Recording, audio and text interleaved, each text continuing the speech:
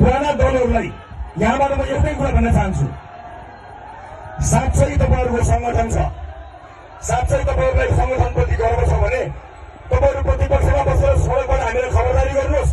एकजनाले नजितोस्, एक ठाउँमा नजितोस्, पुराना पार्टीले एकजनाले नजितोस्, एक ठाउँमा पनि नजितोस्।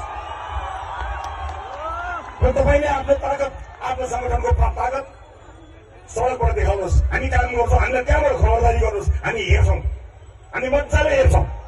तर यसपटक देशको भाग्य बदल्ने बेला आएको छ। यो चेतना एक युग गुरेर आएको चेतना हो, एक युग गुरेर खेर फाल्नु हुन्न साथी हो।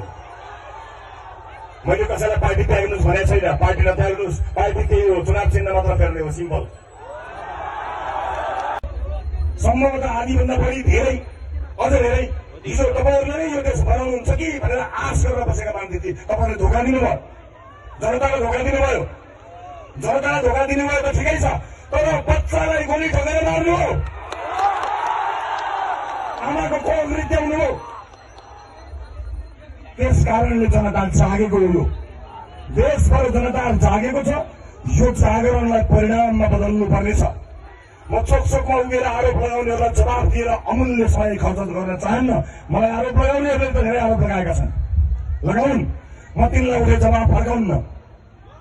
ती योजनाकारहरू जो यहाँबाट जित्छु भनेर उभिएर बसेका छन्, तिनको आदेशमा मेरो बेडरुममा प्रहरीले बनाउने अन्तिम इच्छा सोधेको थियो। यही छन् तिनीहरू, बाटो वरपर बसेर मध्यरातमा पुलिस पठाएर बेडरुममा बुट बजारेर मलाई मेरो अन्तिम इच्छा सोध्न लगाउने आदेश तिनीहरू यहीँबाट चुनाव उठ्दैछन्। मैले जवाब दिएको छैन र म तिनलाई दिन्न। मेरो अन्तिम इच्छा के हो त्यो जवाब यसपटक मतपत्रमा तपाईँले दिनुहोला। जय जय जय गान्धी। बाजुपन सम्बन्धी कुनै पनि समस्या समाधानका लागि सम्झनुहोस् हार्दिक IVF and fertility centre, Sinamangal, Kathmandu.